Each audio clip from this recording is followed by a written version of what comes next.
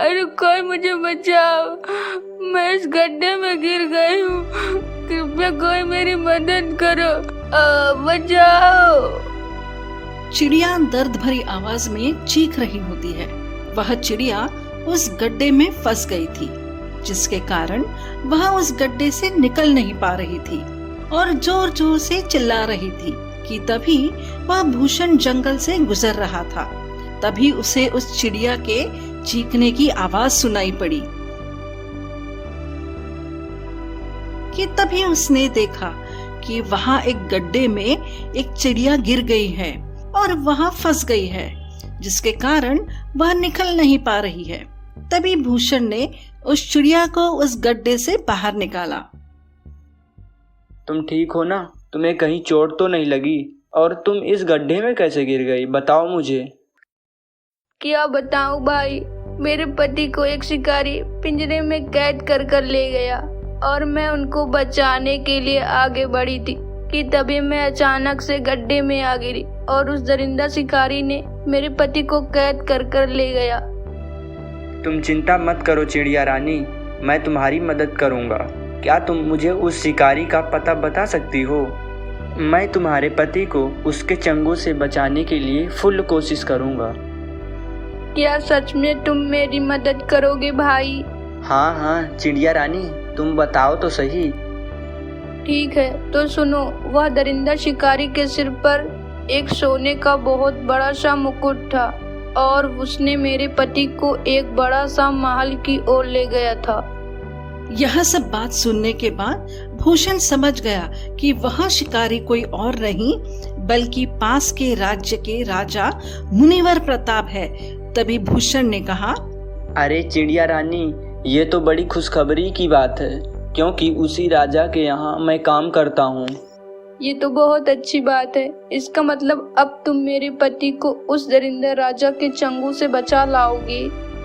हाँ हाँ चिड़िया रानी, मैं तुमसे वादा करता हूँ, मैं बहुत जल्द ही तुम्हारे पति को उस राजा के चंगुल से मुक्त करवा दूंगा। आपका बहुत बहुत धन्यवाद भाई।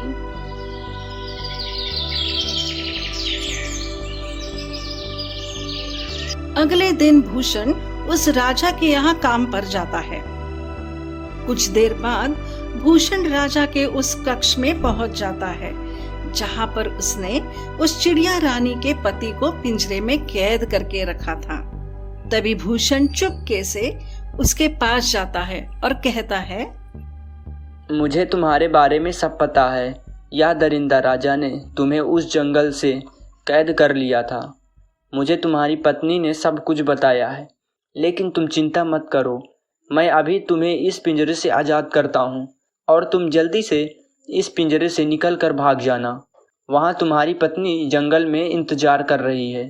तभी भूषण जल्दी से वह पिंजरे को खोल देता है और वह चिड़िया के पति को जल्दी से उस पिंजरे से मुक्त करवा देता है।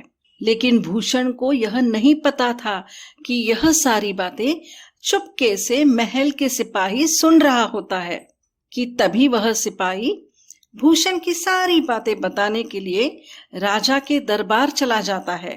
तभी वह राजा को भूषण की सारी बातें बता देता है। राजा साहब यह सब सुनने के बाद कहते हैं, सेनापति, तुम जल्दी से जाओ और उस भूषण को दरबार में बुला कर लाओ। जी महाराज, जैसी आपकी आज्ञा, मैं बस अभी गया। तभी सेनापति भूषण को बुलाने जाता है।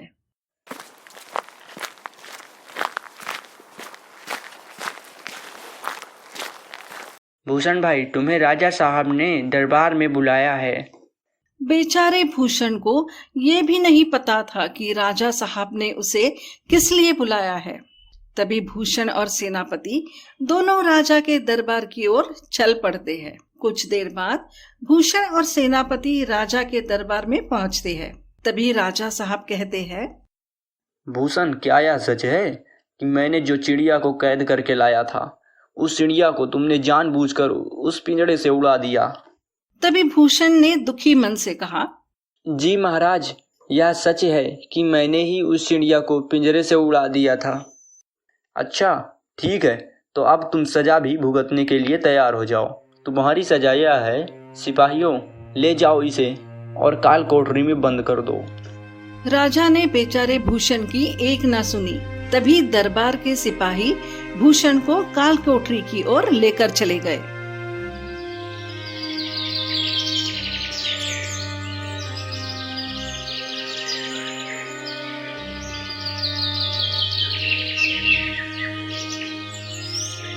अरे ये भूषण कहाँ चला गया? उसने जब से मेरे पति को उस दरिंदा राजा के यहाँ से बचाया था तब से वह दिखाई नहीं देता। कहीं कोई मुसीबत में तो नहीं है? मुझे जाकर देखना होगा। तभी वह चिड़िया भूषण को ढूंढने के लिए निकल पड़ती है। भूषण को ढूंढते ढूंढते राजा के महल के पास पहुंची। तभी वह देखती है कि महल के बाहर दो सिपाही आपस में कुछ बात कर रहे होते हैं।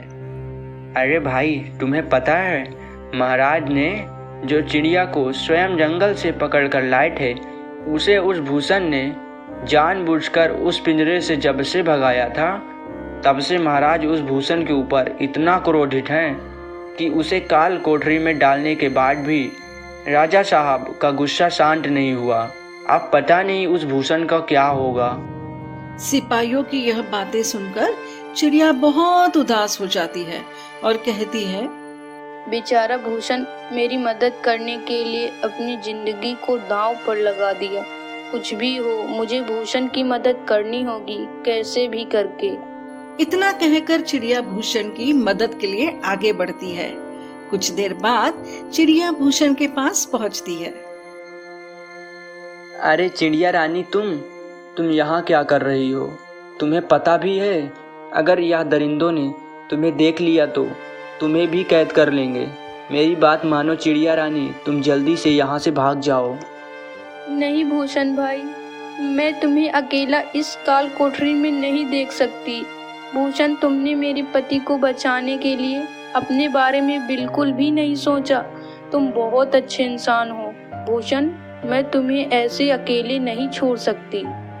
दोनों यह बातें कर रहे होते हैं कि तभी वहाँ पर दरबार का सिपाही आ जाता है और वह उन दोनों को बातें करते हुए देख लेता है।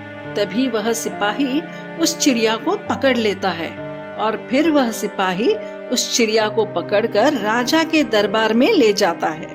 महाराज, यह चिड़िया उस भूषण को बचाने के लिए आई थी। वो तो अच्छा हुआ मैं वहाँ टाइम पर पहुँच गया और इस चिड़िया को पकड़ लिया। अच्छा, तो यह चिड़िया उस भूषण की मदद करेगी। सेनापति, इसे भी उस भूषण के साथ काल कोठरी में डाल दो। यह मेरी आज्ञा है। जी महाराज, जैसी आपकी आज्ञा। तभी सेनापति उस चिड़िया को भी काल कोठरी में डाल देता है।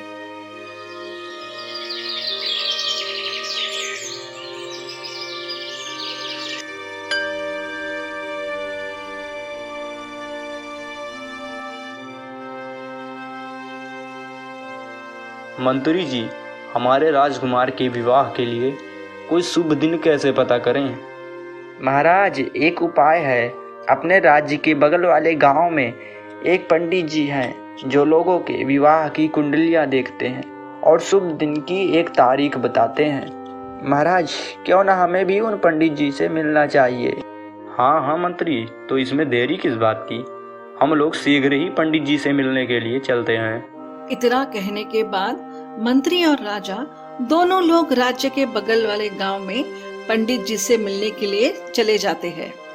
कुछ देर बाद वह पंडित जी के पास पहुंचते हैं। प्रणाम पंडित जी, मैं बगल के राज्य के राजा मुनिवर प्रताप सिंह हूँ। पंडित जी, मुझे अपने पुत्र राजकुमार के विवाह के शुभ दिन की खोज है। पंडित जी, कृपया करके आप मेरे पुत्र राजकुमार के विवाह के लिए शुभ दिन की तारीख बताएं। तभी पंडित जी राजा के पुत्र के बारे में ध्यान लगाते हैं। बेटा, तुम्हारे पुत्र का विवाह के शुभ दिन अगले मंगलवार को है, लेकिन बेटा एक बाधित है इसमें। कैसा बाधित है पंडित जी, बताइए मुझे। बेटा, बाधित यह है कि आपने अपने जीवन में बहुत से लोगों को बिना वजह से कष्ट पहुंचाया है।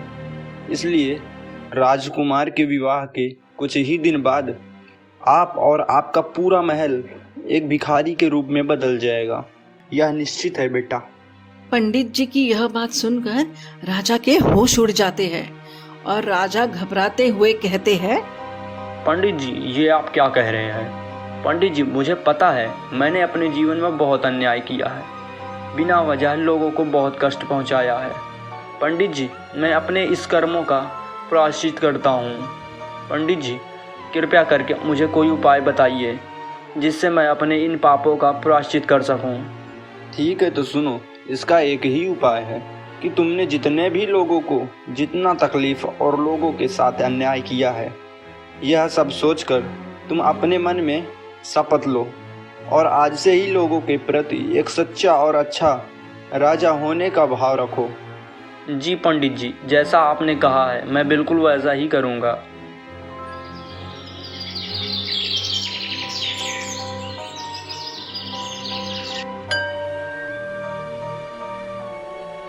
अगले दिन राजा साहब सेनापति से कहते हैं, सेनापति, तुम शीघ्र ही काल कोठरी से भूषण और उस बेचारी चिड़िया को मेरे पास लेकर आओ।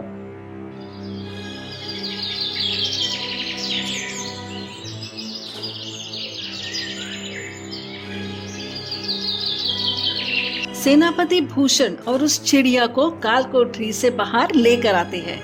तभी राजा साहब कहते हैं, मुझे माफ़ कर दो भूषण और चिड़िया रानी, मैंने आप लोगों के साथ बहुत ही अत्याचार किया है और अब मुझे अपने इन पापों का प्रायश्चित हो गया है। कृपया मुझे माफ़ कर देना भाई। तभी राजा साहब भूषण और उस चिड़िया से माफी मांगते हैं और शपथ लेते हैं कि अब से वह किसी भी लोगों के साथ ऐसा नहीं करेंगे और लोगों की हमेशा मदद करेंगे।